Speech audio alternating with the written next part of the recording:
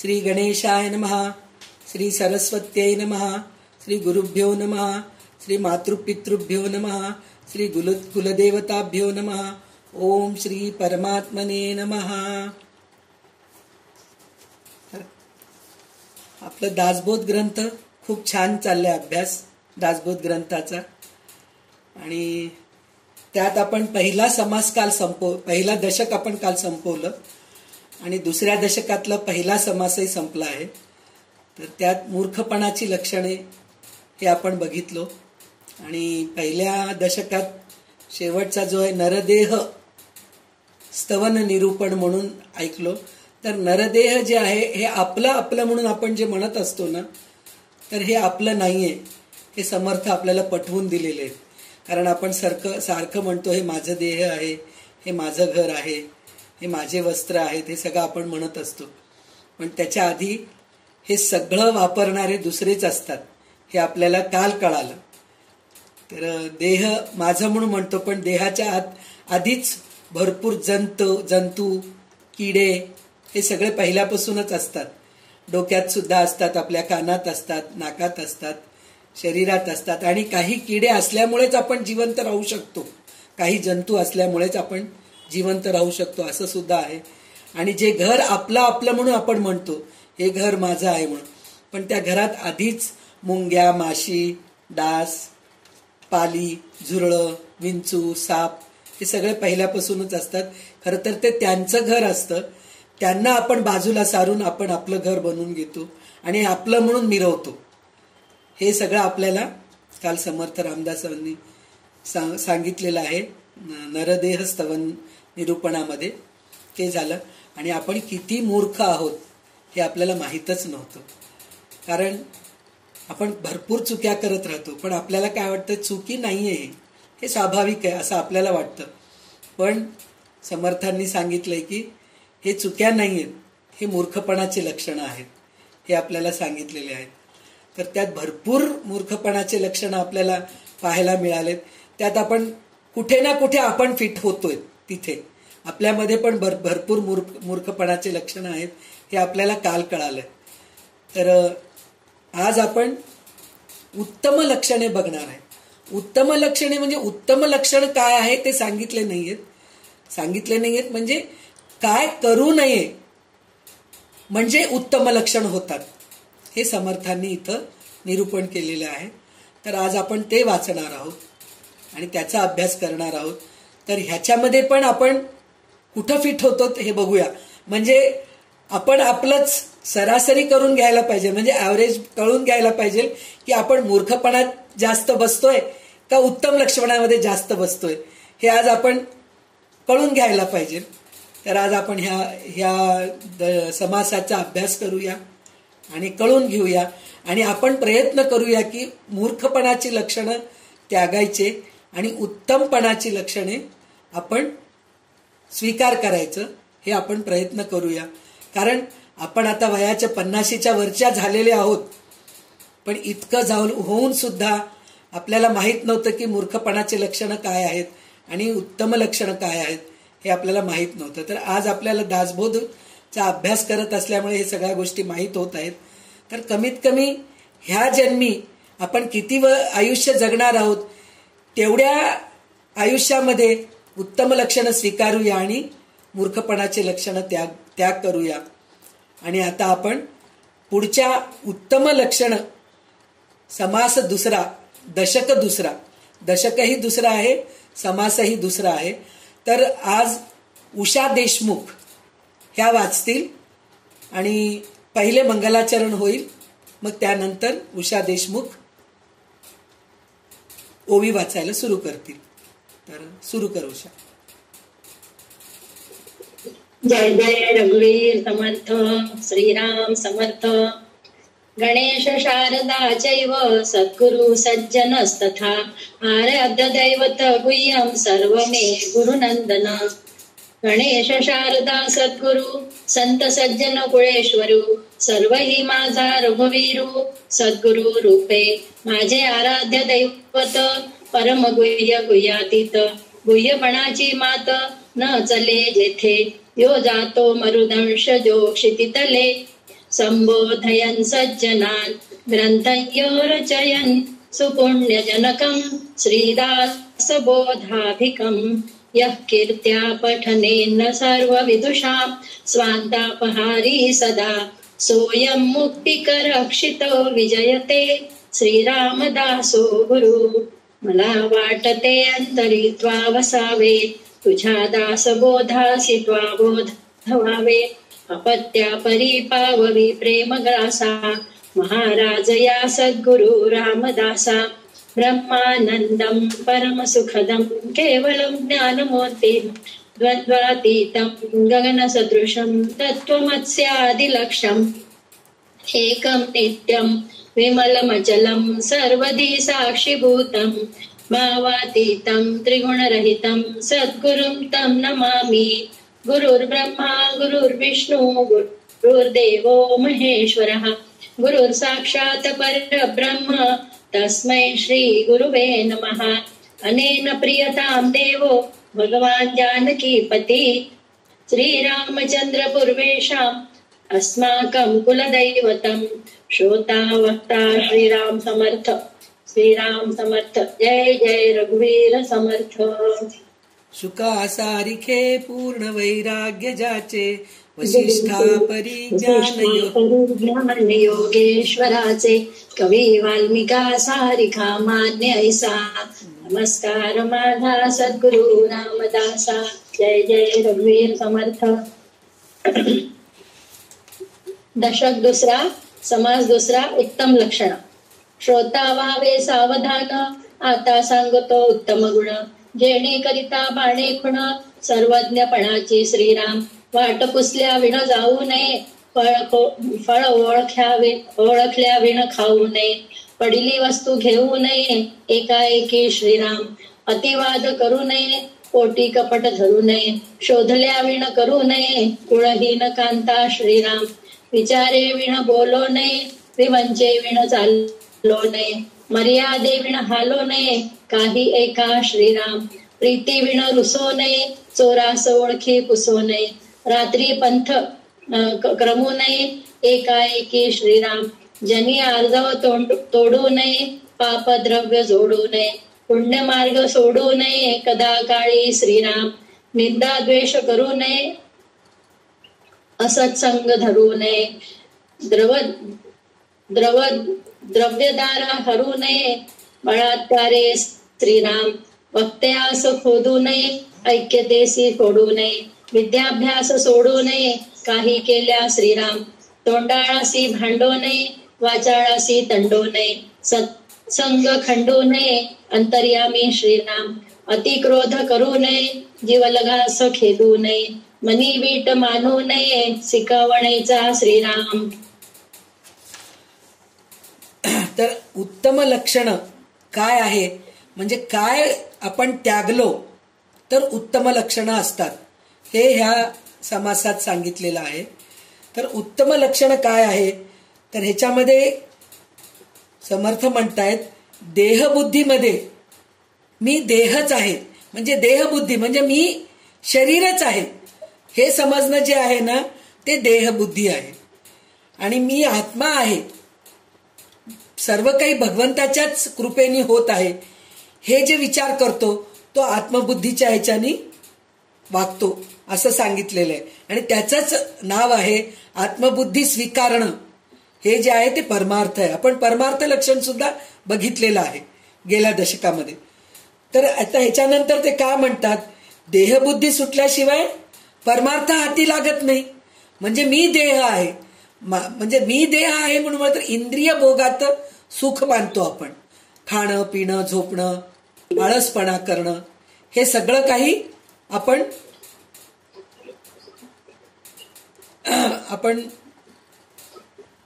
Disturbance होतोय sorry. तर आपण देहबुद्धी म्हणजे काय आपण सगळे इंद्रिय सुखाच्याकडे लक्ष देत असतो. आपण त्याच्यासाठी देहबुद्धी सुटत नाही. जेव्हा देहबुद्धी सुटते तेव्हाच आत्मबुद्धीमध्ये आपण स्थिर होतो. पण देहबुद्धी सुटण्यासाठी आपल्याला खूप प्रयत्न करावा लागतं. प्रयत्न केल्याशिवाय आपल्याला भगवद्गीतेमध्ये भगवान अर्जुनाला सांगितलेलेच आहेत. अभ्यास करत गेलास तरच तुझं सगळं काही चांगलं होतं. आपण कोणत्याही गोष्टीचा अभ्यास नाही केलो. अभ्यास करणं म्हणजे काय, दररोज त्याचा सराव करत जाणं. म्हणजे काय, आज आपण ही गोष्ट नवीन शिकलो, त्याचं चिंतन करायचं, तर तेव्हा कुठं आपण त्या गोष्टीत जात असतो, चांगल्या गोष्टीत जात असतो. तर अभ्यास केल्याशिवाय काही होत नाही आणि देहबुद्धी सुटत नाही. म्हणून गेल्या समासामध्ये आपल्याला मूर्ख लक्षणं सांगितलेत. तर मूर्ख लक्षणं तर त्यागायचेच आहेत, पण इथं पण काही असे लक्षणं आहेत ते त्यागल्याशिवाय आपल्याला उत्तम लक्षणं आपल्यामध्ये येत नाहीत, असं ते सांगत आहेत. तर इथं काय उत्तम लक्षणं म्हणजे काय सांगतायत ते, की प्रवासाला जायचे असेल तर वाट विचारल्याशिवाय जाऊ नये. आता आपल्याला बघा, पहिले काळामध्ये कसं होतं, रस्त्यावर कोणीतरी दिसायचे, कुठल्या तरी दुकानवाल्याला काहीतरी आपण विचारायचं की हा रस्ता जातो का, इथं जातो का, तिथं जातो का, असं आपण विचारायचं. मग पुढे जात होतो, कारण 2 रस्ते फाटे फुटले, ह्या रस्त्यात गेले बरोबर आहे का, या रस्त्यात गेलेलं बरोबर आहे हे आपल्याला कळत नव्हतं.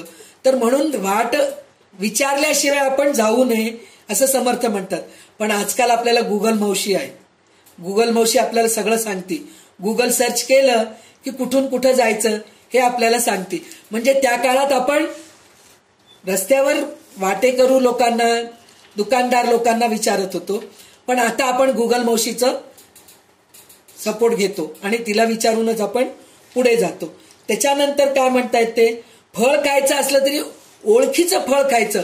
कुठल्या तरी झाडाला छान लाल रंगाचं फळ दिसतंय, आपल्याला पिवळ्या रंगाचं दिसतंय, नारंगी रंगाचं दिसतंय, पटकन तोडून खाऊया, रंग खूप छान आहे, दिसायला खूप सुंदर आहे, असं म्हणून आपण तोडून खाल्लो तर एखाद्या वेळेस ते फळ विषारी पण असू शकतं किंवा त्याच्याने आपल्याला काही अपाय पण होऊ शकतं. म्हणून ओळखल्याविना आपण खाऊ नये असं म्हणून म्हणतायत ते. आणि खाली पडलेले वस्तू जे आपले नसतात, साधं सेफ्टी पिन ते सुद्धा आपलं नसतं, पण आपण ते उचलायचं नसतं. पण आपण काय करतो, चला येईल काहीतरी कामाला, आहे खिळाच रस्त्यावर पडलेला आहे ते उचलून घेतो, पण ते पण चुकीचं आहे असं रामदास स्वामी सांगतायत. आणि म्हणतायत फार वाद घालू नये कोणासोबत.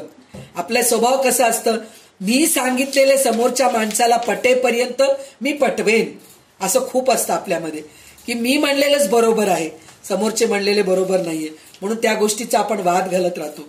तर ते वाद घालायचं नाही असं म्हणत आहे. त्याच्यानंतर कुलशीलाची नीट चौकशी केल्या वाचून मुलीशी लग्न करू नये. आजकाल तसं काही नाहीये. काय पहिला प्यार म्हणून म्हणतात ना, फर्स्ट पहिलं पाहिलं कीच प्रेम होऊन गेलं असं म्हणून जे म्हणतात ना, आजकाल तसं चाललेलं आहे. तर तसं त्या काळात तसं चालत नव्हतं. ते त्यांच्या कुळाबद्दल विचारत होते, त्यांच्या कुळामध्ये कसे लोक होऊन गेले, संस्कारी आहेत का, त्यांच्या कुळामध्ये अजून कोण कोण होऊन गेले, किती मुलं आहेत, किती मुली आहेत. पहिल्या काळामध्ये ज्यांच्या घरात जास्त मुलं आहेत त्या घरात मुलीला द्यायचे. आजकाल एकच मुलगा आहे का तुम्हाला, मग आम्ही तुमच्या घरी देतो, अशी पद्धत झालेली आहे. म्हणजे त्या काळानुसार रामदास स्वामींनी हे ग्रंथ लिहिलेलं आहे. पण ते सुद्धा बरोबर आहे, आजकालच्या काळाच्या मानाने जसं वागत आहेत, आजकालच्या परिस्थिती मानाने हेही बरोबर आहे, असं करून आपल्याला चालावं लागेल. त्याच्यानंतर विचार केल्याशिवाय बोलू नये. बोलताना आपण विचार करून बोलावं लागतं. फट्ट करून बोलून टाकतो, नंतर मग वाईट वाटतं आपल्याला की अरे आपण बोललेलं चुकीचं आहे.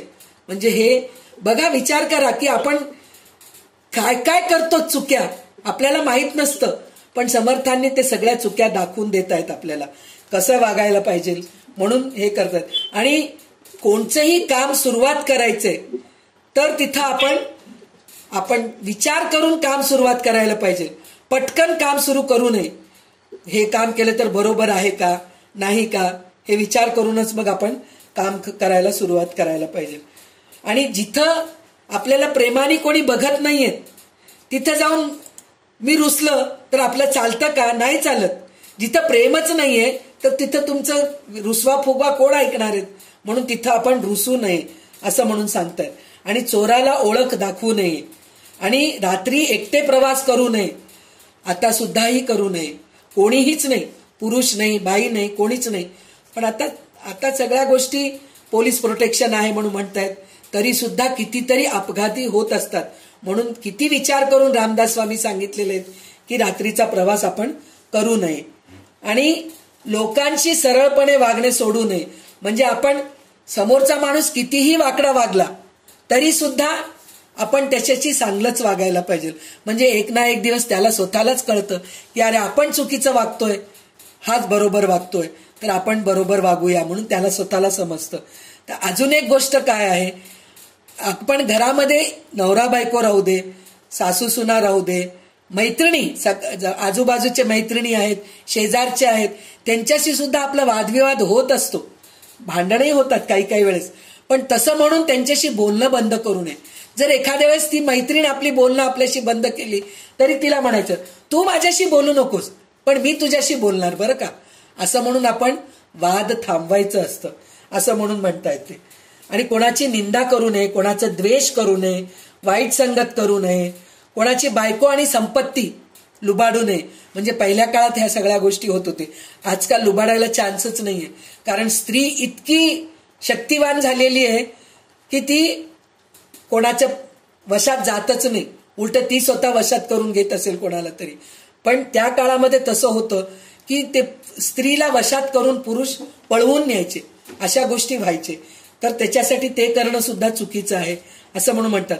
आणि आता एकाचं प्रवचन चालू असतं, प्रवचन चालू असल्यानंतर प्रवचन झाल्यानंतर लोक येऊन, वक्ता जो असतो म्हणजे जो प्रवचनकार असतो तो म्हणतो तुम्हाला काही प्रश्न आहेत का, काही शंका आहेत का, विचारा म्हणून म्हणतात. तर ते शंका जे प्रवचन ऐकलंय त्याच्याबद्दल विचारायचं असतं, पण तिसरंच काहीतरी प्रश्न विचारतात जाऊन लोक, ते पण चुकीचं आहे, तसं विचारू नये म्हणून म्हणतात. म्हणजे बघा किती बारकाईने निरीक्षण करून समर्थांनी लिहिलेलं आहे. आणि त्याच्यानंतर काय म्हणतायत, विद्याभ्यास सोडू नये.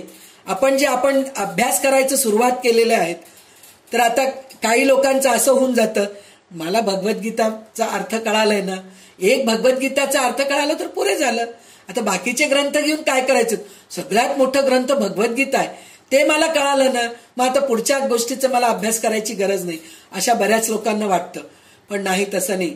भगवद्गीताचा अभ्यास झालेला असला तरी त्याच्यानंतर दुसरे ग्रंथ आपण अभ्यासाला घेत आहेत, तर त्या अभ्यासाला आपण चुकवू नये असं म्हणून समर्थ सांगतात. म्हणजे विद्या अभ्यास, शिक्षक एखाद्या वेळेस लवकर हे होऊन जाईल, पण शिष्य म्हणतात किंवा विद्यार्थी हे मरेपर्यंत आपण विद्यार्थी राहायला पाहिजे, शिष्य राहायला पाहिजे कोणाचे तरी.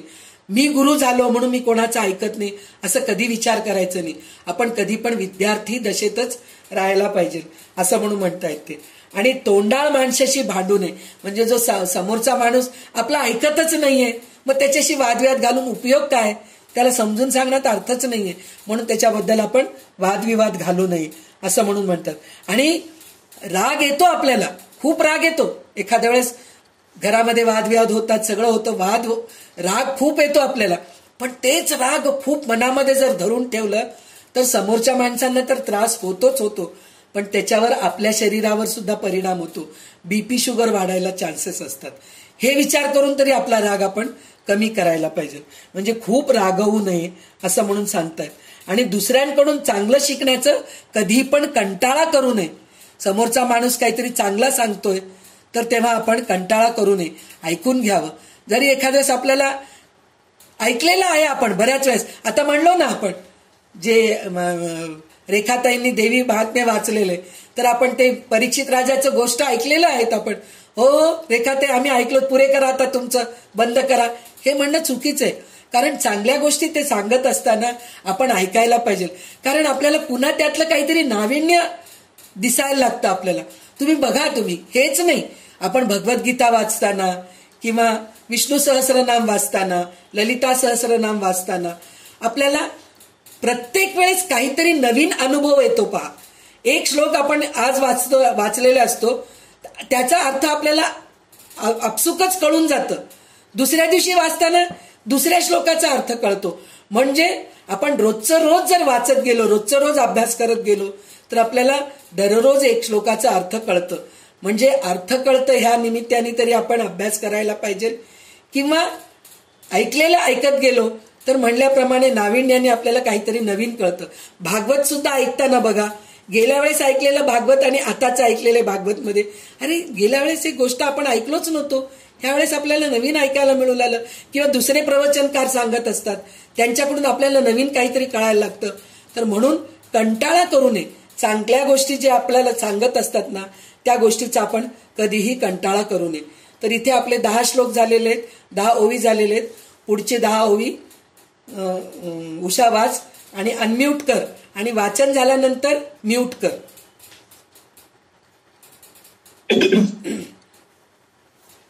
क्षणाक्षणा रुसो नये, लटिका पुरुषार्थ बोलो नये, केल्या विण सांगो नये, आपला पराक्रम हो श्रीराम.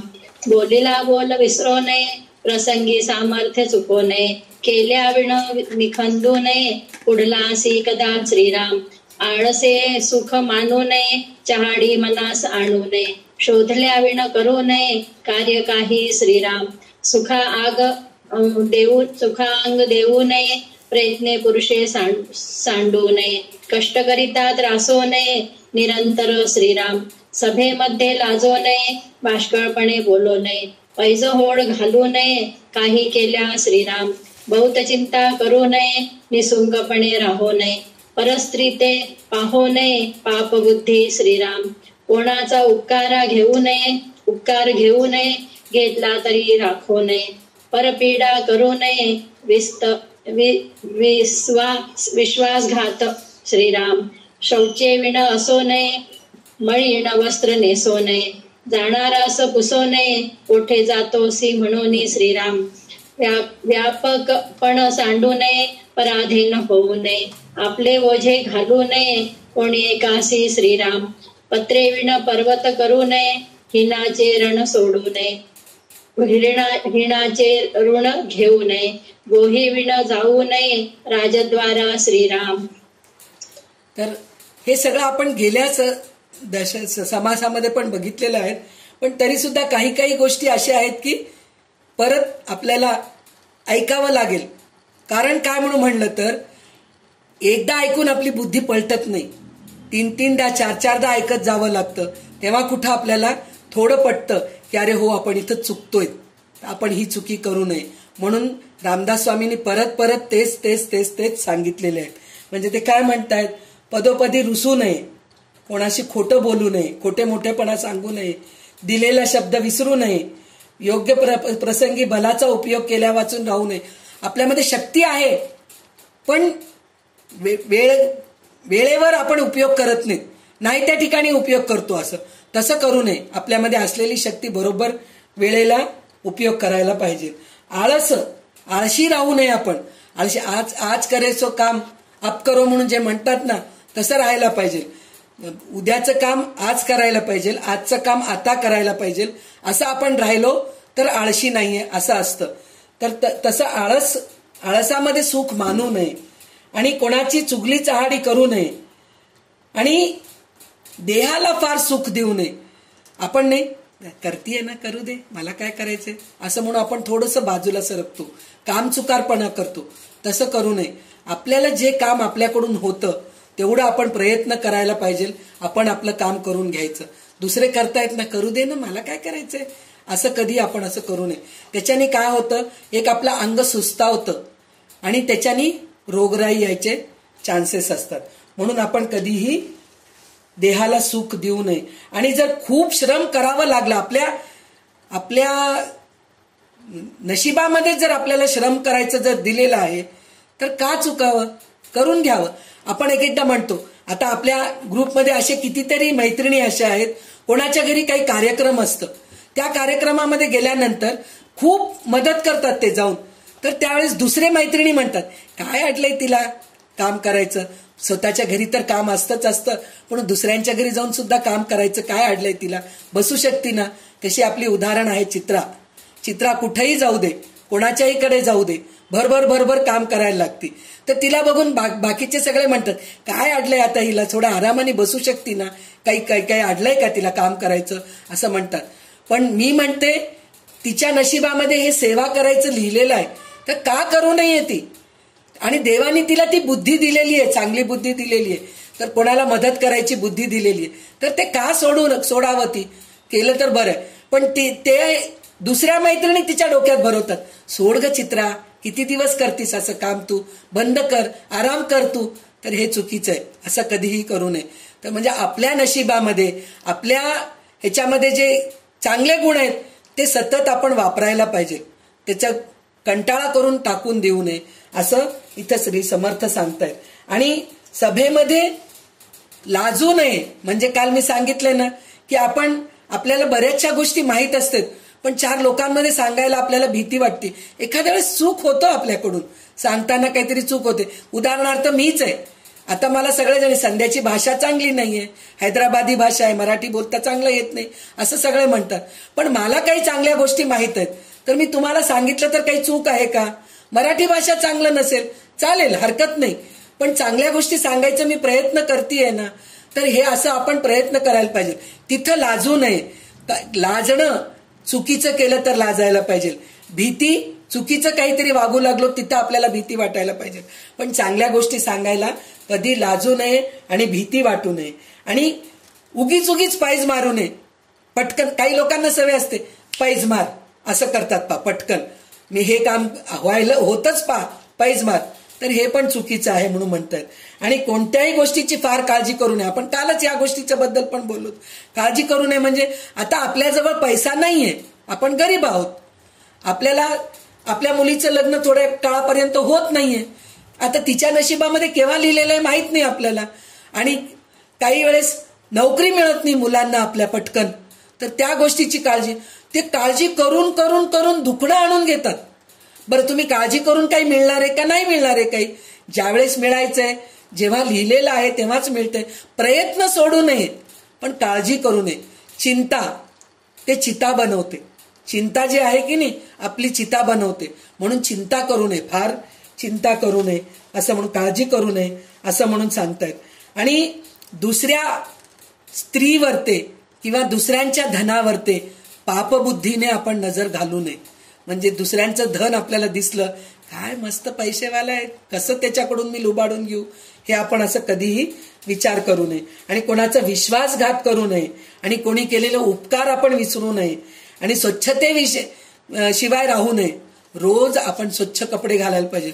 आपल्याकडे पहिल्या काळी सवळं ओळं पाळत होतो आपण, तर आता सवळं ओळं नाही, कमीत कमी स्वच्छता, स्वच्छ धूत वस्त्र घालून दररोज, स्वच्छ वस्त्र म्हणजे नवीन कपडे घालायची गरज आहे, किंवा ड्रायक्लीनला दिलेले कपडे घालायचेत, किंवा इस्त्री केलेलेच कपडे घालायचेत, असं काही गरज नाहीये. दररोज धुतलेले कपडे घालायचं तरच स्वच्छता असते. आणि स्वच्छता नुसतं बाहेरून नाही बरं का, आपल्या मनाची पण स्वच्छता राहायला पाहिजे असं म्हणून सांगतायत. आणि बाहेर कोणी जात असलं त्यांना कुठं जातोय म्हणून विचारू नये. हे आपल्याला लहानपणापासून आपले आई वडील आपल्याला हे संस्कार घातलेले आहेत, तरी सुद्धा काही लोकांमध्ये ती असती सवय. कुठं चालला तू, केव्हा येणार आहेत तुम्ही, असं पटकन विचारतात. तर तसं कधी करू नये, ते अडवल्यासारखं होतं. म्हणून म्हणतायत की बाहेर जाणाऱ्यांना कधीही विचारू नये. आणि दुसऱ्यांवर ओझे घालू नये. म्हणजे आता आपण जातोय कोणाच्या तरी घरी, तर आपण पाहुणे म्हणून जातोय, गेल्यानंतर प्रशस्त सोफ्यावर बसले आपले, चहा आणा, कॉफी आणा, फराळ आणा, जेवण आणा, असं करू नये. गेल्यासारखं आपण त्यांच्या हाताखाली थोडं काहीतरी मदत करावं. भाजी चिरून द्यायचंय, कधी काही प्लेटमध्येच घालून द्यायचंय, काहीतरी करायचंय. असं काहीतरी मदत केलं ना तर पुढच्या वेळेस ते बोलावतील तरी आपल्याला, कमीत कमी आपल्याला पुढच्या वेळेस ते बोलावतील ह्या वृत्तीने तरी आपण त्यांना मदत करायचं. पूर्ण त्यांच्यावर ओझं टाकून करायचं नाही. आणि कोणीतरी आपल्याला मदत करायला येतो म्हणले, आता आपल्या घरी काही कार्य आहे तर कोणी म्हणतात, ए काळजी करू नकोस ग संध्या, तुझ्याकडे कार्य आहे ना, मी येते तुला मदत करायला, असं म्हणून कोणीतरी म्हणतात. आता ती येतेय ना मदत करायला, बस ते मी आपलं, ती आल्यानंतर तीच करेल सगळं काम, असं कधी करू नये. आपण आपल्याकडून झालं तितकं आपण काम करायचं आणि समोरच्या माणसांकडून मदत घेतल्याशिवाय राहू नये. मदत घ्यायला पाहिजे, घेऊ नये असं काही नाहीये, पण पूर्ण त्यांच्यावरच ओझं टाकून राहू नये. आणि उदार दृष्टिकोन म्हणजे मन आपलं मोठं राहायला पाहिजे. समोरच्या माणसाला मदत करण्यासाठी, समोरच्या माणसांच्या संकटातून त्यांना वर आणायसाठी म्हणून आपण सतत तत्पर राहायला पाहिजे असं म्हणून सांगितलेलं आहे. त्याच्यानंतर दस्तावेज केल्याशिवाय कोणाचे देणे घेणे करू नये. म्हणजे आपण कोणाला काही देऊ लागलो, जे उधार देत आहेत, तर त्यांच्याकडून आपण लिखाण करून घ्यायला पाहिजे की मी तुला देत आहे. कारण कोणत्या वेळेस कोण बदलू शकतो ह्याचा काही भरोसा नसतं. तर त्याच्यासाठी म्हणून काही देताना घेताना सुद्धा, कोणाकडून काही वस्तू घेताना सुद्धा, आज आपण त्याच्याकडून 10 रुपये घेतलोय तर तो उद्या म्हणतो तू 12 रुपये घेतलास म्हणून. तर त्याच्यासाठी म्हणून घेताना सुद्धा मी तुझ्याकडून 10 रुपये घेतोय बरं का म्हणून लिखाण करून घ्यायला पाहिजे. देताना सुद्धा आपण देतो 10 रुपये, पण एखाद्या वेळेस आपल्याला वाटतं आपण 10 रुपये दिलो का 15 रुपये दिलो त्याला, असं आपल्याला विचार येतं. तर देताना सुद्धा लिहून घ्यायचं. म्हणजे ह्या छोट्या छोट्या गोष्टीकडे आपण खूप लक्ष देऊन आपण वागलं पाहिजे हे रामदास स्वामी सांगतायत. आणि हलक्या माणसांकडून कधीही उधार करू नये, कर्ज करू नये. तो खूप घाणेरडा असतो. देताना देतो, नंतर खूप भांडण करतो. वेळेवर आपण एक वेळ सांगतो, त्याच्या आधीच येऊन आपल्याला विचारायला सुरू करतो. अशा सगळ्या गोष्टी होतात. तर तसं कधी करू नये. आणि कोर्टामध्ये खोटं साक्ष कधी देऊ नये. आणि आपला माणूस आहे म्हणून सुद्धा साक्ष देऊ नये. चूक आहे ते चूक आहे, बरोबर आहे ते बरोबर आहे, असं आपण वागायला पाहिजे. हे सुद्धा रामदास स्वामी आपल्याला सांगत आहेत. तर ह्याच्या पुढचं 10 श्लोक घे, 10 ओवी.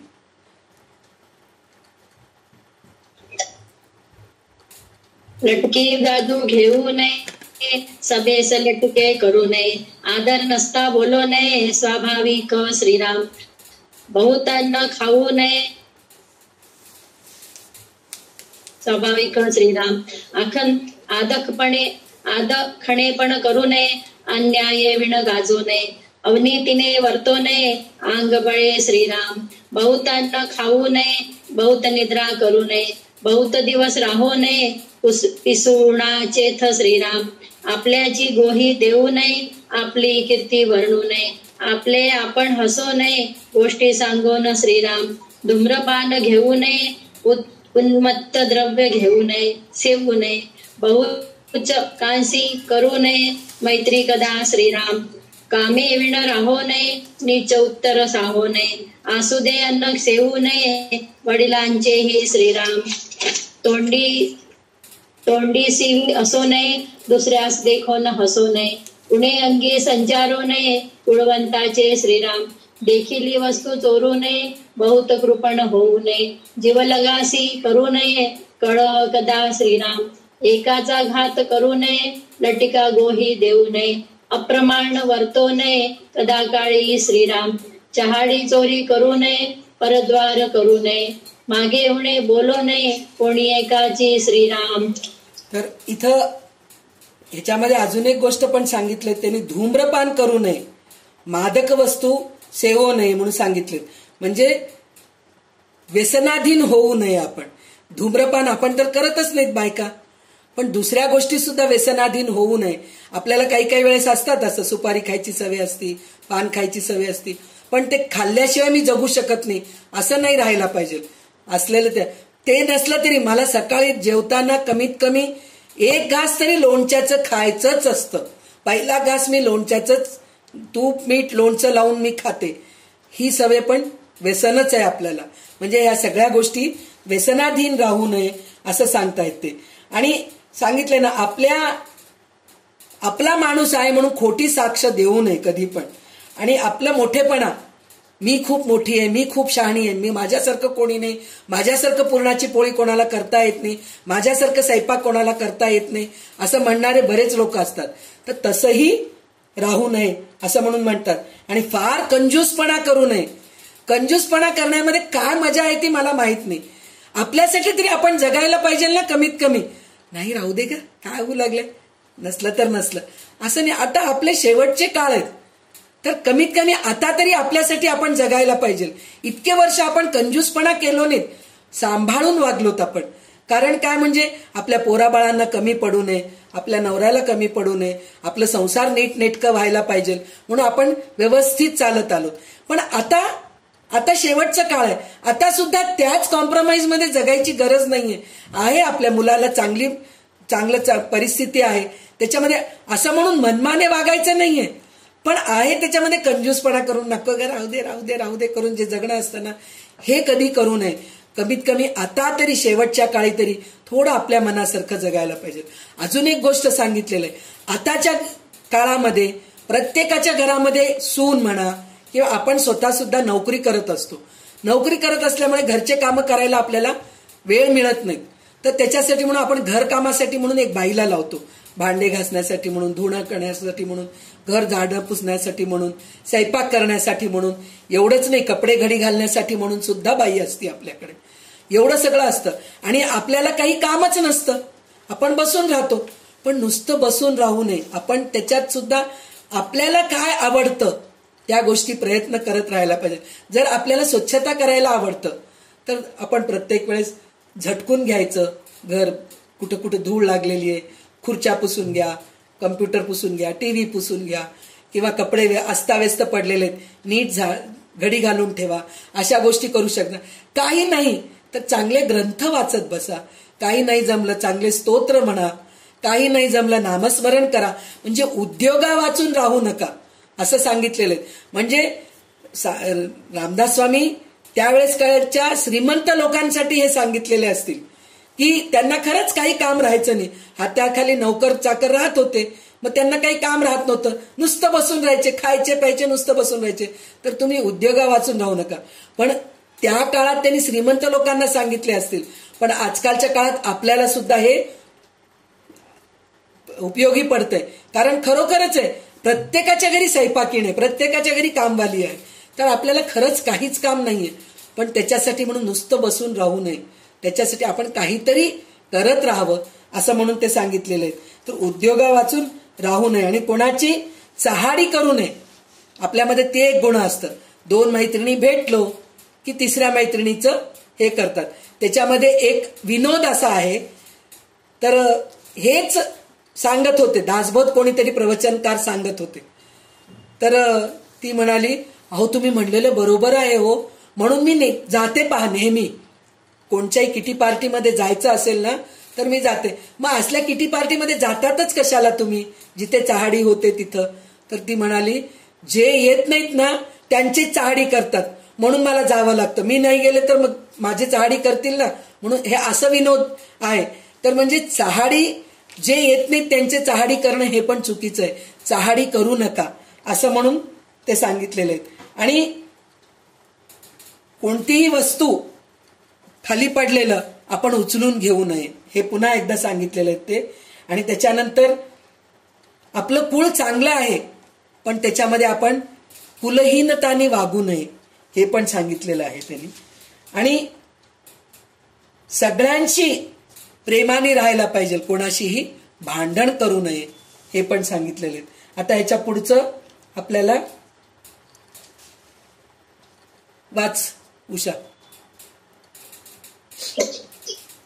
समय यावा चुको नये, सत्वगुण सांडू नये, वैरियासी दंडू नये, शरण आलिया श्रीराम, अल्पधने माजो नये, हरिभक्तसी लाजो नये, मर्यादिविण चालो नये, पवित्र जनी श्रीराम, मूर्खासी संबंध पडो नये, अंधारी हात घालू नये, दुश्चित्तपणे विसरू नये, वस्तू आपुली श्रीराम, स्नान संध्या सांडू नये, कुळाचार खंडू नये, अनाचार मांडू नये, चुकरपणे श्रीराम, हरिकथा सांडू नये, निरूपण तोडू नये, परमार्थास मोडू नये, प्रपंच बळे श्रीराम, देवाचा नवस बुडवू नये, आपला धर्म उडवू नये, भलते भरी भरो नये, विचारे विण श्रीराम, निष्ठुरपण धरू नये, जीव हत्या करू नये, पाऊस देखून जाऊ नये, अथवा अवकाळी श्रीराम, सभा देखून गळू नये, समयी उत्तर टळू नये, धिक्कारिता चळू नये, धारिष्ठा पुले श्रीराम,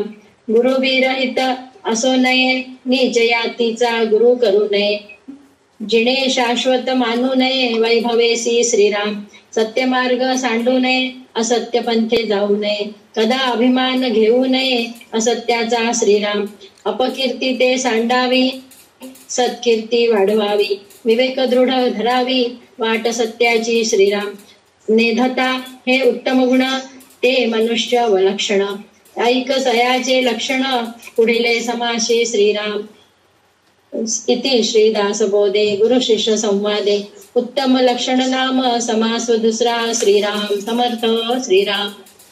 तर इथं प्रसंग पडलं तर दुसऱ्यांची मदत करायला कधी चुकू नये. आणि जे आपल्याला शरणाला येतात म्हणजे त्यांची चुकी त्यांना कळते आणि ते आपल्या शरणात येऊन माझी चुकी झाली म्हणून म्हणतात, त्या लोकांना बरोबर क्षमा करायला पाहिजे हे पण सांगितलेले. आणि थोडा पैसा मिळाला की लगेच आपण उन्मत्त होतो, म्हणजे आपला जो पहिले पैसा नसतो तर तसं उन्मत्त होऊ नये असं म्हणून सांगितलंय. आणि भगवंताच्या भक्तीला कधी लाजू नये. म्हणजे आपण मंदिरात जात राहतो, काय ग तुझं हे वय आहे काय मंदिरात जायचं, बस ना चांगलं काहीतरी सिनेमा बघत बस, कुठेतरी आपण किटी पार्टीला जाऊ, मॉलला जाऊन येऊत, पिक्चरला जाऊन येऊत असं म्हणणारे भरपूर आपल्याला असतात.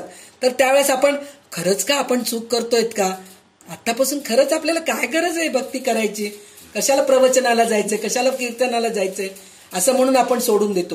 तर ते कधी करू नये, प्रवचन कीर्तन कधीही सोडू नये असं म्हणून म्हणतायत ते. स्नान संध्या सोडू नये. स्नान संध्या म्हणजे आपण दररोज स्नान सोडतच नाही.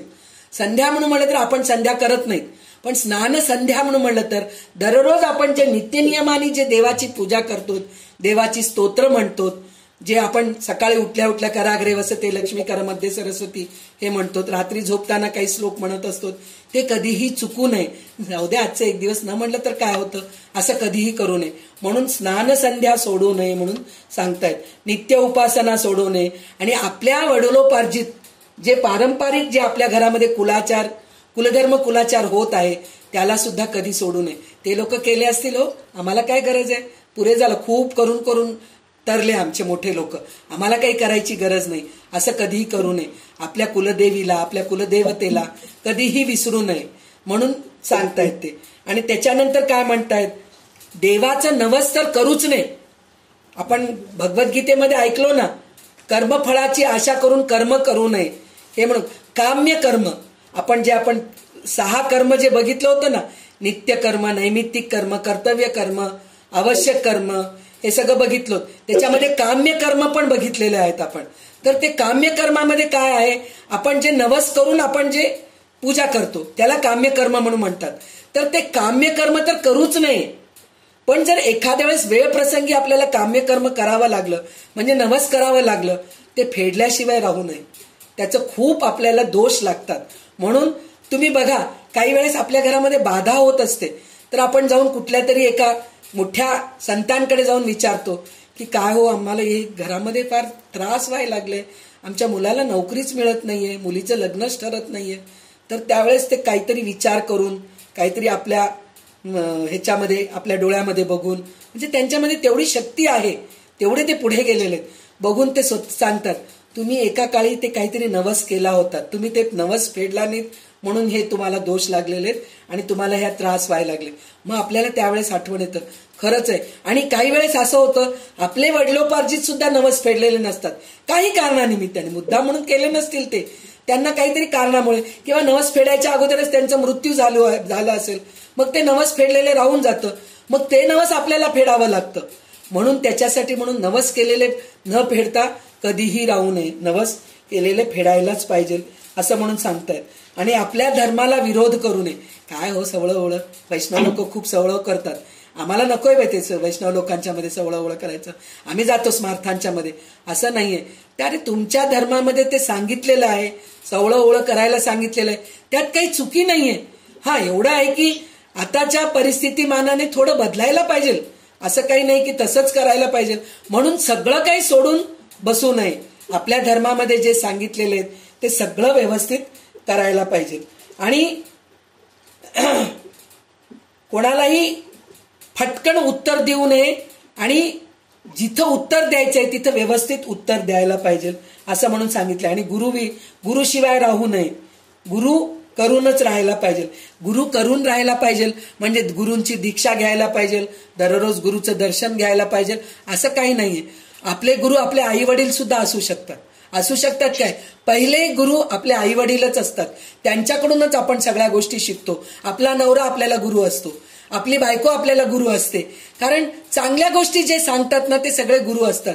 म्हणजे अशा गुरूंना आपण कधी सोडू नये. कधी आपली मैत्रीणच असते, ती मैत्रिणीला आपण काही विचारायला जातो तर ती चांगलं सांगते, तर तशा वेळेस तशा मैत्रिणीला सुद्धा आपण सोडू नये. गुरु शिवाय राहू नये म्हणून म्हणलं की भीती वाटते आपल्याला. गुरु दीक्षा घ्यावं लागतं, गुरुमंत्र घ्यावं लागतं, मग गुरुमंत्र म्हणून म्हणलं की मग ते सगळं आचरणात आणावं लागतं, ह्या सगळ्या गोष्टी करावं लागतं. हे केलं तर खूप उत्तम आहे, पण तसं जरी नाही केलात तरी असं जर चांगल्या मित्रमैत्रिणींना, चांगल्या नातेवाईकांना कधी आपण सोडू नये असं म्हणून सांगतायत. आणि सत्यमार्गाचा विवेकाने सत्यमार्गावरच जावं, आपण असत्य मार्गावर कधी जाऊ नये. हे सगळे जे आहेत ना उत्तम गुण आहेत. आता ह्याच्यानंतर कुविद्या लक्षणे म्हणून सांगितलेले आहेत. तर हे कुविद्या लक्षणं जे आहेत ना आपण भगवद्गीतेमध्ये 16व्या अध्यायामध्ये बघितलोय. दैवासुर संपत विभाग योग म्हणून त्या अध्यायाचं नाव आहे. म्हणजे दैवी गुण कसे आहेत आणि आसुरी गुण कसे आहेत हे आपण 16व्या अध्यायामध्ये बघितलेलं आहोत. हेच गुण आपल्याला परत रामदास स्वामी, म्हणजे बघा विचार करा तुम्ही, आपण जे भगवद्गीता वाचलो त्याला हे ग्रंथ किती जवळून हे करतंय. म्हणजे ग्रंथामध्ये आपण भगवद्गीता जे वाचलो तेच आपण ह्याच्यामध्ये वाचतोय. सगळ्यांना वेळ आहे ना, अजून एक 15 मिनिटं 15-20 मिनिटं घेऊया का पुढचा अध्याय, पुढचं समास चालेल ना? हा तेच म्हणते. आता पुढचा समास घे उषा. दशक दुसरा. श्रीराम समर्थ. श्रीराम. समास तिसरा. कुविद्या लक्षण. ऐका कुविद्येचे लक्षण. अतिहीने कुलक्षणे. त्यागार्थ बोलिले जे ते श्रवणे. त्याग घडे. श्रीराम. ऐका कुविद्येचा प्राणी. जन्माहून केली हानी. सांगिजेल येही लक्षणी. ओळखावा. श्रीराम. कुविद्येचा प्राणी असे तो कठीण निरूपणे त्रासे. अवगुणाची समृद्धी असे म्हणून या. श्रीराम. श्लोक. दंभो दर्पो अभिमानश्च क्रोधः पारुष्ये मेवच अज्ञानजा बीजातस्य पार्थ संपद मासुरीम. कामक्रोध मदमत्सर लोभ दंभ तिरस्कार गर्व ताठा अहंकार द्वेष विषाद विकल्पी. श्रीराम. आशा ममता तृष्णा कल्पना चिंता हंता कामना वासना असूया अविद्या ईषणा वासना अतृप्ती लोलंगता. श्रीराम. स्पर्धा खटपट आणि चटपट तरे झटपट आणि वटवट सदा खटखट आणि लटपट परम बेथा कुविद्या. श्रीराम. कुरूप आणि कुलक्षण अशक्त आणि दुर्जन दरिद्री आणि कृपण अतिशयशी. श्रीराम. आळशी आणि खादाड दुर्बाळ आणि लाताड तुटक आणि लाबाड अतिशयशी. श्रीराम. मूर्ख आणि तपिळ वेडे आणि वाचाळ लटके आणि तोंडाळ अतिशयशी. श्रीराम. तर इथे तेच 16व्या अध्यायामधला पण श्लोक घेतलेला आहे त्यांनी. तर ते काय म्हणतात, कुविद्येचे लक्षण कसे असतात, ते अतिशय हीन आणि वाईट लक्षणं असतात. अशा माणसाचा आपण त्याग करायला पाहिजे म्हणून सांगतायत. कुविद्या माणूस कसा असतो, तो जन्माला येऊन स्वतःचाच नुकसान करून घेतो. म्हणजे त्याच्यामध्ये चांगले गुण असून सुद्धा तो उपयोगाला आणत नाही असा तो माणूस असतो. तर तो माणूस स्पष्ट उपदेश त्याला आपण करायला गेलो, चांगला उपदेश करायला गेलो तर त्याला तो आवडत नाही. तो असा हे असतो. म्हणजे त्याला काय असतं, कशासाठी तो तसं करतो, तर दंभो दर्प अभिमानश्च क्रोध पारुष्यमेवच अज्ञानम चाभिधातस्य पार्थ संपद मासुरीम म्हणून सांगितलेलं आहे. म्हणजे ह्याचा अर्थ काय आहे, आपल्याला भगवद्गीताच हे श्लोक आहे. तर ह्याच्यामध्ये त्यांनी काय सांगितलेलं आहे, 4था श्लोक आहे, 16व्या अध्यायामधला 4था श्लोक आहे हा. तर त्याच्यामध्ये काय सांगितलंय, दंभ दर्प अभिमान क्रोध कठोरपणा आणि चांगल्या कुटुंबात जन्म घेऊन अज्ञान असणे ही आसुरी संपत्ती आहे म्हणून सांगितलेलं आहे. म्हणजे हे दंभ दर्प हे सगळं आसुरी संपत्ती आहे, दैवी संपत्ती. त्याच्यामध्ये दैवी संपत्ती पण सांगितलेलं आहे, आसुरी संपत्ती पण सांगितलेलं आहे आपल्याला 16व्या अध्यायामध्ये. तर त्याच्यामध्ये काय, वासना राहू नये, ममता राहू नये, हे सगळं आपण ऐकलेलं आहे. म्हणजे ममता म्हणजे काय, आपल्या माणसाबद्दल प्रेम असणं, अतिशय प्रेम. म्हणजे तो चुकी करू लागला तरी आपण त्याला पांघरून घालतो, ते सुद्धा राहू नये आपल्यामध्ये. आणि आशा, समोरच्या माणसांकडून आपल्याला आशा असते, मी केले ना त्यांना, माझ्या नणंदेला मी पुष्कळ केले हो, माझी नणंद पण मला करायला पाहिजे. तुझी नणंद तुला करत नसेल पण दुसरं देवानी कोणीतरी तुला पाठवतंय, त्याच्याकडून ते काम होते. पण आपल्याला आशा कोणाकडून असतं? ज्यांना आपण केलो त्यांच्याकडूनच आशा असतं. पण देव इतका उदार आहे, आपण कोणाला काही मदत केलो तर तो माणूस जरी आपल्याला नाही करू शकला म्हणजे तो त्याचं विसरला असं नाही, त्यावेळेस त्याला ते जमत नसेल, तो आपल्या जवळ नसेल, पण दुसऱ्याला कोणाला तरी भगवंत आपल्याजवळ पाठवतात आणि त्यांच्याकडून हे कार्य होऊन जातं. तर असं राहायला पाहिजे. आपण सतत आशा करत राहतो असं नकोय. आणि स्पर्धा, दुर्वासना आणि खटपट, धडपड धडपड धडपड धडपड म्हणतात ना, पैसा कमवण्यासाठी इतकं धडपड करतो शेवटी आपलं धडच पडतो म्हणे, इतकं आपण धडपड करतो म्हणे. तर ते धडपड नकोय. आपल्याला समाधानाने जेवढं मिळालं त्याच्यामध्ये आपण राहायचं, आपण सवय करायला पाहिजे. हे कुविद्या आहे म्हणून म्हणतात. आणि कुविद्येपासून दुर्जन आणि दरिद्री होऊन जातो आपण, म्हणजे आपले स्वभाव दुष्टपणाचा होऊन जातो कुविद्या असल्यामुळे, आणि दरिद्री होऊन जातो. दरिद्री कशामुळे होतो? कारण आपल्यामध्ये जे घाणेरडे गुण असतात त्याच्यामुळे लोक आपल्याजवळ येत नाहीत. मी आपलं म्हणून कशाला म्हणते, मी तुम्हाला म्हणून म्हणले. तुमच्यामध्ये जर दुष्ट गुण आहे म्हणा की पटकन तुम्हाला राग येतो, तर त्यामुळे माझ्यामध्ये जर काही दुष्ट गुण आहेत, कुविद्या आहे, तर लोक माझ्याजवळ येत नाही. म्हणजे त्यावेळेस काय होतं, मी दरिद्री होऊन जाते. दरिद्री होऊन जाते म्हणजे पैशाने दरिद्री नाही, मला कोणी प्रेमच करणार नाही, सगळे मला बाजूला सारतील, असं काही होऊन जातं. म्हणून आपण कुविद्येच्या आहारी जाऊ नये, आळशी होऊ नये, जास्त खादाड, सतत खायचंच विचार असतं तसं राहू नये. आणि त्याच्यानंतर खोटं बोलू नये, लबाड बोलू नये, मूर्ख राहू नये, तापट राहू नये, वेडपट राहू नये, वाचाळ राहू नये, म्हणजे खूप बडबड बडबड करणं हे पण चुकीचं आहे असं म्हणून रामदास स्वामी सांगतात.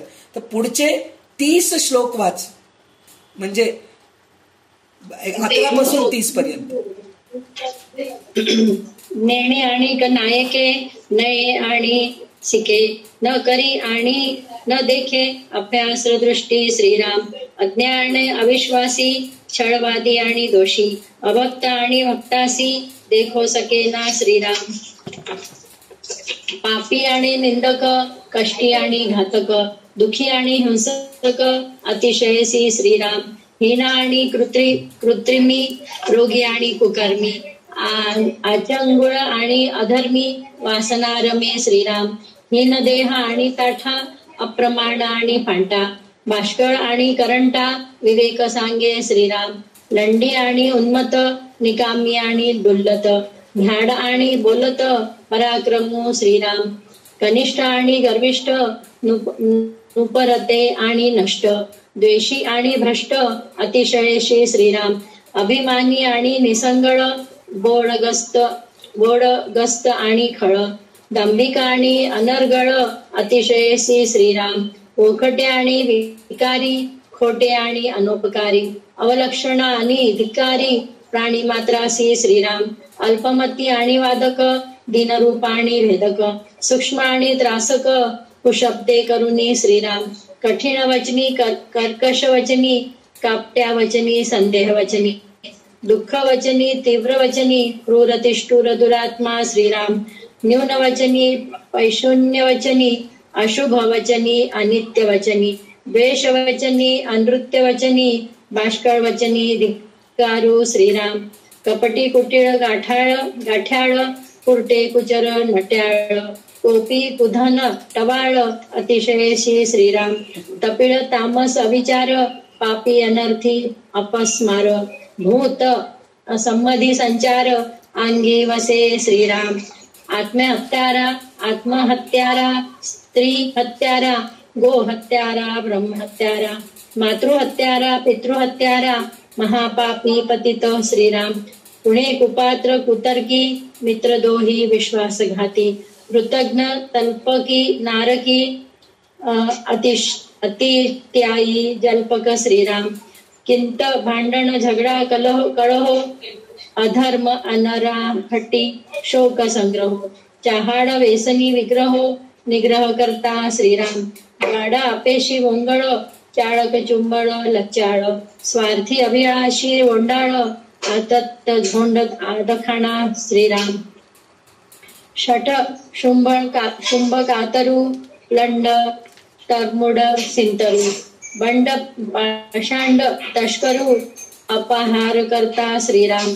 धीट सैराट मोकाट चाट चावट वाजट थोट उद्धट लंपट बटवाल कुबुद्धी श्रीराम. मारेकरी वरपेकरी दरवडेकरी खाणोरी मैद भोंदू परद्वारी बुररे करी चेटकी श्रीराम. निशंक निलाजिरा कळभंट टवणपा लौंद घट उद्धट ठस ठोंबस खटखट खटनट जगभांड विकारी श्रीराम. 30 वाच म्हटली ना? 30 वाच पूर्ण वाच हो. निशंक निलाजिरा कळभंट टवणपा लौंद घट उद्धट ठस ठोंबस खटनट जगभांड विकारी श्रीराम. अधीर आळिका अनाचारी अंध पंगू खोकले करी थोटा बधीर दमे करी तरी ताठान संडी श्रीराम. विद्याहीन वैभवहीन कुळहीन लक्ष्मीहीन शक्तिहीन सामर्थ्यहीन अदृष्टहीन भिकारी श्रीराम. बळहीन कळाहीन मुद्राहीन दीक्षाहीन लक्षणहीन लावण्यहीन अंगहीन विपारा श्रीराम. युक्ती नाही बुद्धी नाही आचारहीन विचारहीन क्रियाहीन सत्वहीन विवेकहीन संशयी श्रीराम. भक्तिहीन भावहीन ज्ञानहीन वैराग्यहीन शांतिहीन क्षमाहीन सर्वहीन क्षुल्लको श्रीराम. समोय नेणे प्रसंग नेणे प्रयत्न नेणे अभ्यास नेणे आर्जव नेणे मैत्रिणीने काहीच नेणे अभागी श्रीराम. असो ऐसे नाना विकार कुलक्षणाचे कोठार ऐसा कुविद्येचा नर श्रोती ओळखावा श्रीराम. ऐसे कुविद्येचे लक्षण ऐकोनी त्यागाची करणे अभिमाने तरे भरणे हे विहित नव्हे श्रीराम. इति श्रीदास बोधे गुरु शिष्य संवादे विद्या लक्षण नाम समास 3 श्रीराम समर्थ श्रीराम. तर आता इथे पुन्हा तेच सांगितलेले आहेत, कारण आपल्याला तितकंदा सांगितलं तरी आपल्याला डोक्यात शिरत नाही, म्हणून प्रत्येक वेळेस सांगावं लागतं की असं राहू नका, असं राहू नका, असं राहू नका, हे सगळं सांगावं लागतं आपल्याला. तर ह्याच्यामध्ये सगळ्यात महत्वाचं काय आहे म्हणून म्हणलं तर दुसऱ्यांच्या बद्दल व्यंग बोलत राहणं, म्हणजे सतत त्या थट्टा मस्करी करणं, समोरच्या माणसाला दुखवणं, हे असं राहायला नकोय. आणि भिकाऱ्यासारखं राहू नका आणि टोचून बोलू नका कोणाला, हे पण सांगितलेलं आहे. त्याच्यानंतर त्यांनी काय सांगितलंय, जो आत्मघाती आहे म्हणजे आपण सकाळी उठल्यानंतर किंवा रात्री झोपताना आपण काय करतो, हे करतो की उद्यापासून मी सकाळी उठल्या उठल्या भगवद्गीताचं 1 अध्याय वाचल्याशिवाय माझं दिवसाचं सुरुवात होत नाही, असं आपण रात्री झोपताना म्हणून झोपतो. पण दुसऱ्या दिवशी जाऊ द्या, आज मी उद्यापासून सुरू करू, हे आपलं असं विचार असतं. तर हे करणं जे आहे आत्मघाती आहे, हे आपलंच आपण नुकसान करून घेतो, हे आत्मघाती आहे. दुसरं गोष्ट काय सांगितलंय, स्त्रीघाती. स्त्रीघाती म्हणजे स्त्रीला मारणं म्हणून नाही, स्त्रीला त्रास देणं ह्याला घाती म्हणत नाही. तिला जे वचन देतो आपण, तिला काही म्हणतो आपण, हे करतो म्हणून सांगतो, ते न करणं सुद्धा स्त्री घातकी आहे. गाय घातकी, आपण गायीच्या बद्दल पण, गायीला आपण गोग्रास देऊत बरं का असं म्हणून विचार करतो पण नाही देत, तर ते सुद्धा गाय घातकी म्हणल्यासारखं आहे. त्याच्यानंतर ब्राह्मण घातकी, ब्राह्मणाला दान देणं हे आपल्यामध्ये राहायला पाहिजे. कारण काही ब्राह्मण बिचारे असे आहेत, त्यांना सगळं विद्या आहे, ते त्यांना वेद पठण आहे, सगळं आहे, पण त्यांची व्हॅल्यूच नाहीये.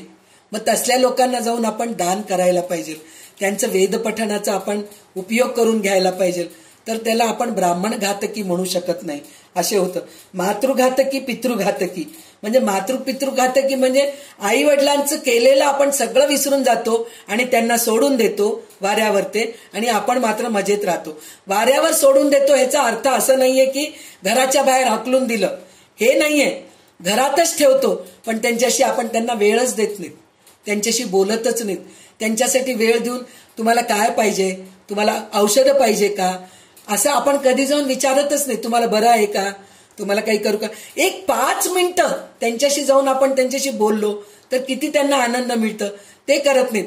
मग ते करत नाही म्हणजे मातृपितृ घातकीच आहेत आपण. म्हणजे त्यांच्यासाठी आपण वेळ काढायला पाहिजे आणि त्यांच्याशी चांगलं बोलायला पाहिजे आणि कृतज्ञ राहायला पाहिजे असं म्हणून सांगतायत. आणि त्याच्यानंतर काय म्हणतायत ते, जे काही लोक असे असतात, आंधळे असतात, लुळे पांगळे असतात, बरं जाऊ द्या, आंधळे लुळे पांगळे सोडून द्या, रोगिष्ठ असतात, खोकला असतं, खाई खाई काही खोकलत राहतात, पाय दुखत असतं, कंबर दुखत असतं, अंथरुणावर पडलेले असतात, पण त्यांचा अहंकार काही कमी होत नाही. इतके वाईट असतात. तुला काय येतंय, तू काय करतेस, तू करू लागलीस म्हणून हुलालय का, माझा नवरा पेन्शन ठेवलाय आणि माझ्या नवऱ्याच्या पेन्शनवरती कामवाली ठेवलीस आणि तू मला सांभाळतेस, एक मोठेपण आहे काय तुझं, असं म्हणून जे करतायत त्यांना बोलतात. म्हणजे इतकं अहंकारी, इतकं त्यांच्यामध्ये हे असतं की माझ्यासारखं कोणी नाही, माझ्याजवळ पैसा खूप आहे, माझ्यासारखं कोणी नाही, मी पैसा देऊ लागलो म्हणूनच हे सगळं करू लागलेत. अरे ते पैसा देऊन सुद्धा न करणारे असे कितीतरी आहेत. जे करतंय ते चांगलं विचार करावं, जे नाही करत त्याचा विचार करत नाहीत, असे लोक असतात. तर ते लोक जे आहेत ना, त्यांना कुविद्या आहे असं म्हणून आपण हे करायचं. आज मी परत थोडा वेळ घेतला, याचं कारण काय, आतापर्यंतचे जे अवलक्षणं म्हणजे मूर्खपणाचे लक्षणं, कुविद्या, हे सगळं जे आहे ना आत्ताच्या 3ऱ्या समासपर्यंत आहे. त्याच्यानंतर आपल्याला कुविद्या, मूर्खपणाचे लक्षणं नाही आहेत. आपल्याला याच्यानंतर सगळं भक्ती निरूपण आहे. रजोगुण म्हणजे काय, तमोगुण म्हणजे काय, सत्वगुण म्हणजे काय, हे सगळं आपल्याला पाहायला मिळणार आहे. तर त्याच्यामध्ये तमोगुणी माणसं कशी असतात त्याच्यामध्ये आपण बसतोत का, रजोगुणी माणसं कशी असतात त्याच्यामध्ये आपण बसतो का, सत्वगुणी माणसं कशी असतात त्याच्यामध्ये आपण बसतो का, हे सगळं आपल्याला बघायचंय. म्हणजे रामदास स्वामी सगळ्या गुणांचं वर्णन केलेले आहेत. सत्वगुणाचं वर्णन केलेले आहेत, रजोगुणाचं वर्णन केलेले आहेत, तमोगुणाचं वर्णन केलेले आहेत. तर हे सगळ्या वर्णनामध्ये आपण कोणत्या गोष्टीचा त्याग करायला पाहिजे आणि कोणतं स्वीकार करायला पाहिजे हे आपण स्वतः विवेक करून आपण त्याचं आचरण करायला पाहिजे. म्हणून आपल्याला हे दासबोध ग्रंथ, इतका सुंदर ग्रंथ आपल्या हाती मिळालेला आहे, तर त्याचा अभ्यास आपण करत आहोत. तर आज आपण कुविद्येपर्यंत आलेले आहोत. 2रा दशक आणि 3रा समास संपलेला आहे. आपण पुढच्या सोमवारी भक्ती निरूपण घेऊया. जर उद्या संध्याकाळी ललिता सहस्रनाम घेत असतील तर त्यांच्याकडून आपण ललिता सहस्रनामचा अर्थ ऐकूया. जर त्यांना काही अडचण आली असेल तर दासबोध आपण कंटिन्यू करूया. तर आज आपण इथेच थांबूया. आणि मला जसं समजलं तसं मी सांगायचा प्रयत्न केले. आणि आता उषा कल्याणकरी रामराया म्हणून आज आपण दासबोध ग्रंथाचा अभ्यास थांबूया. तर परत एकदा मी तुम्हाला सगळ्यांना क्षमा मागते की तुमचा वेळ भरपूर घेतेय मी, कारण आपण एकाच दिवशी 2 ग्रंथांचा अभ्यास करत असल्यामुळे थोडासा वेळ होतोय. आपण गप्पे मारण्यामध्ये वेळ घालतोय ना, त्याच्यापेक्षा 1-2 एखादं समास जास्त झालं तर काही चुकीचं वाटत नाहीये मला. नाहीतरी आपण 5:30 वाजेस्तर क्लास असतोच आपला. तर अशा प्रकारे 5:30 वाजेस्तर जर गेला तरी काही चुकीचं नाही असं मला वाटतंय. म्हणून मी थोडासा वेळ घेतेय, त्याच्यासाठी मला क्षमा करा. आणि मी सांगतेय ना, माझ्या पदराचं मी एकही गोष्ट मी सांगत नाहीये. जे काही बोलती आहे, जे काही सांगती आहे ते सगळं रामदास स्वामींच्या दासबोध ग्रंथामध्ये जे आहे ते सांगतेय. त्यामध्ये सुद्धा कंजूशीपणा करतेय मी. पूर्ण काही सांगू शकत नाहीये, कारण पूर्ण सांगायसारखं वेळही आपल्याला भरपूर पाहिजे. आणि दुसरी गोष्ट आहे, जे पहिल्या समासामध्ये सांगितलेले परत ते 2ऱ्या समासात सांगितलेलं आहे, म्हणून आपण थोडं भरभर पुढे जात आहोत. तर तुम्हाला हे सगळं कळत असेल तर आज आपण इथंच थांबूया. तर सुरू कर.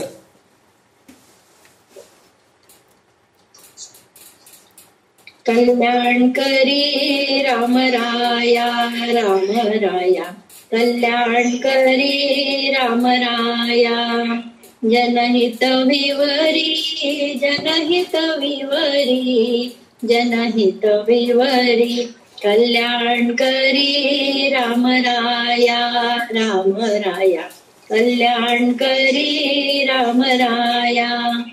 तळमळ तळमळ होतची आहे, होतची आहे. हे जन हाती धरी दयाळा, कल्याण करी रामराया.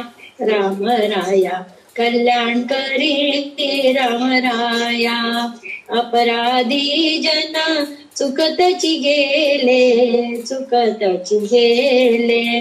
तुझी सावरी दयाळा, कल्याण करी रामराया.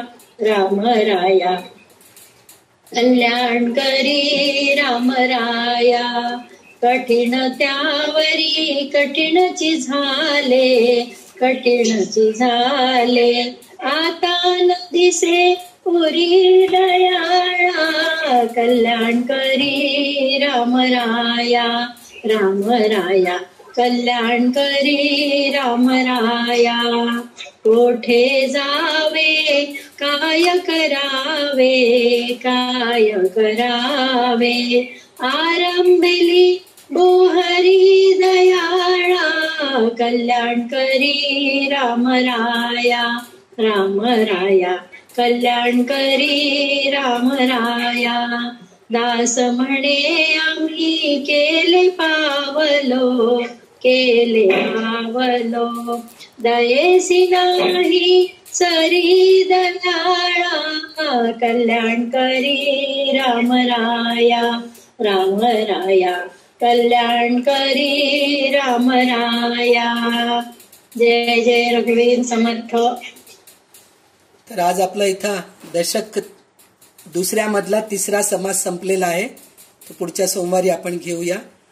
सगळ्यांना नमस्कार. जय जय रघुवीर समर्थ.